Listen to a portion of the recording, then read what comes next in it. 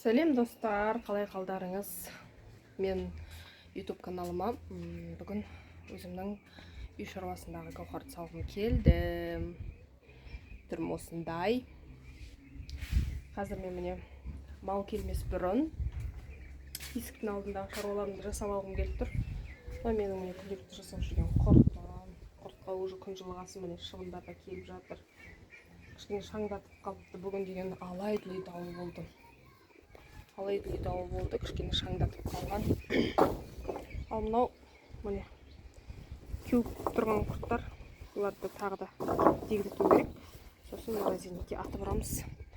Ал мен оған дейін есіктің алдын жинап алайын. Есіктің алдында бүгін дауыл болғасын шаң болып кетіпті. Солардың барлығын қағып сілкіп жинап тастап сарайыма барып сиырларымды қарсы аламын.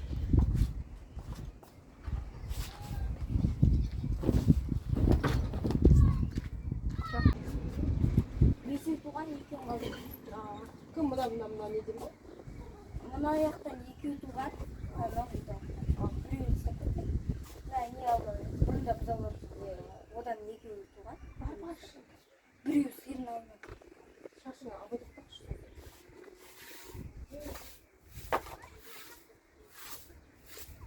Міне осылай есіктің алдын сыпырып, жинастырып, шамдарды барлығын. Дауыл деген ерекше болды,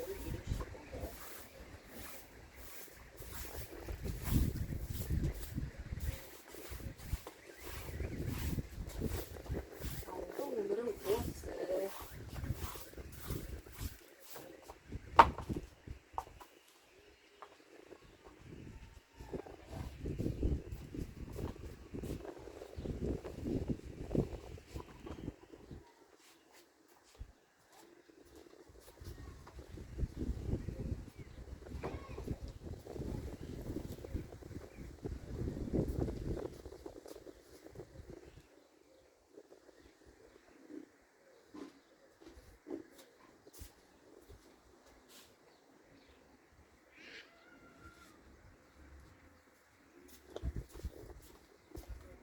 Ал енді кеттік.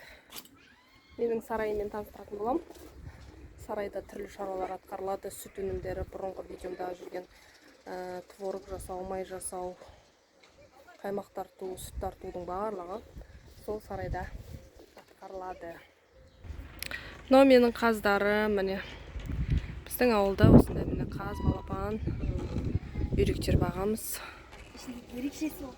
Ерекшесі кішкене бір ауру балапан бар ішінде, жазылып қалды. Ал мына жерде, мына ауланың ішінде үйректерім бар. Олар да өсіп қалды.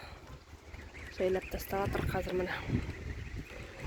Біздің қаздың жемге қалай жүгіретінін көресіздер. Жүгіреді. Күнде кешкі тірлік осы бізде. Сарайыма келдім. Сарайымдағы көрініс осы, күтіп тұр мені.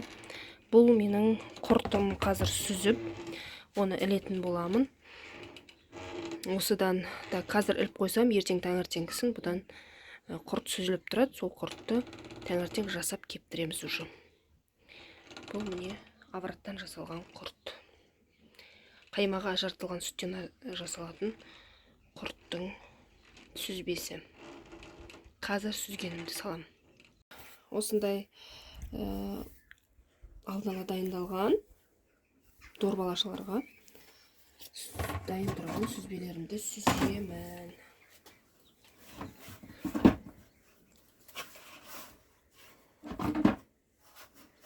Осы дорбаға құямын. Содан кейін далаға ілемін. Ертеңгі күні, ертеңгі таңертеңгісін бұл сүзбе мен үшін дайын тұрады. Тұзын араластырып, әбден бұлғап құрт жасай қоямын. Ащы құрт, тұзды құрт, қайнамаған тұзды құрт шығады бұдан.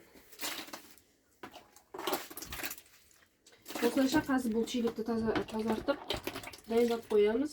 Қазір кешкі келетін сиырдың сүтін тартуға дайын тұрады бұл. Ертең таңертеңгісін қайтадан Осы жылы құртты, қайтадан үйді, оны қайтадан сүзетін боламыз. Сонымен солай өмір дөңгелек өтей береді. Таңертең күні кеш күні сүзей береміз. Қорғаға сүзілген сүзбен ыңғай ету үшін осы әкетіп береміз. Ертеңгі таңертең үшін іліп тұрады. Дайын болады.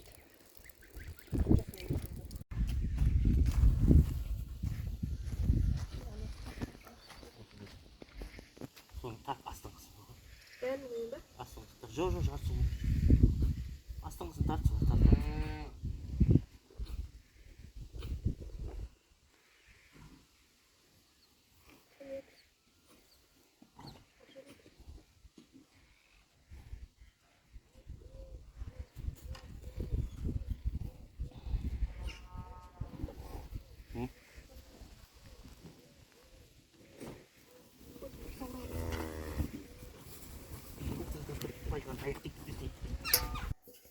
Келесі жұмыс түрі бізде сепаратор құру. Сиыр келеді, соған дейін сепараторды құрып, дайындап, барлығын тәштай қылып қойым керек. Тек сауып әкелем де құя қоям. Міне көрдіңіздер, резинкасын салдым. Мынадай пластмасын салдым. Міне әр құралы өзіндік атқаратын қызметі бар. Бір узорлы, бір узорсыз кеселермен ары қарай құрамыз. 11 кесе болады. 11 кесені кезек салып шығам.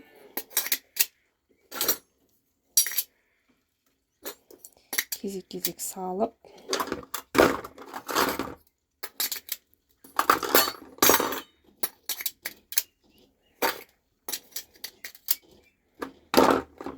мынау нағыз қаймақ ағатын,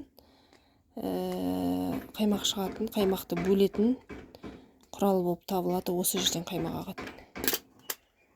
Бұны әлімсін, мына жерге өте кішкентай тесік болғандықтан сүттің қалдығы, қаймақтың қалдығы тұрып қалуы мүмкін. Бұны жуған кезде міндетті түрде жай ғана шұқып жіберу қажет. Егер де қатты шұқылса, мына резбасы кетіп қалады. Сондықтан жай ғана лекермен шұқу керек.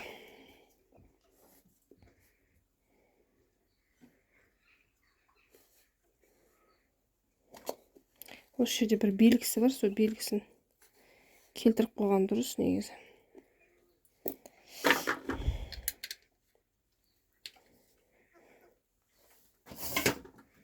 Өзінің кілті болады.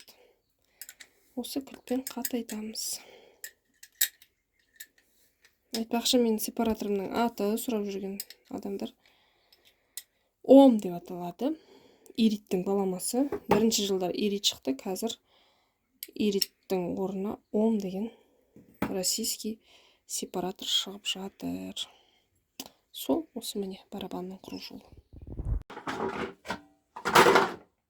Келесі жұмыс бұл қалған құралдарын жинаймыз. Міне, мынау сүт ағатын, мынау қаймақ ағатын құралдары.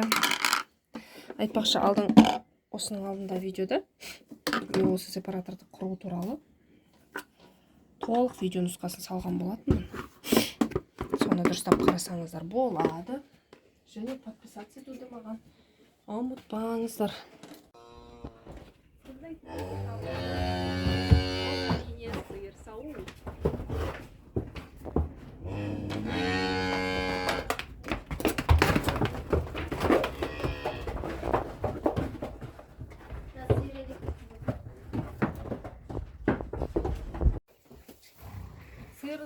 Сиырға осылай бұзауды жібереміз, яғни кейтіп аламыз.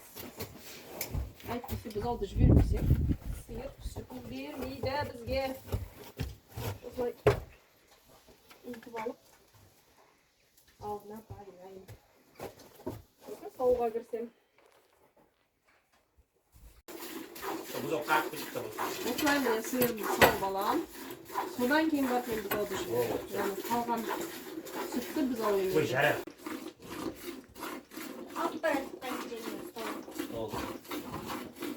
сиырды неғұрлым тез салу керек.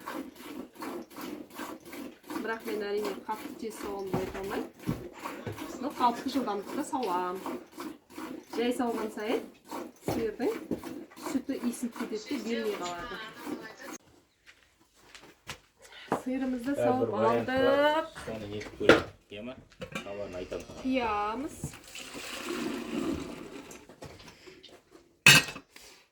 Енді біз ауымызды жібереміз.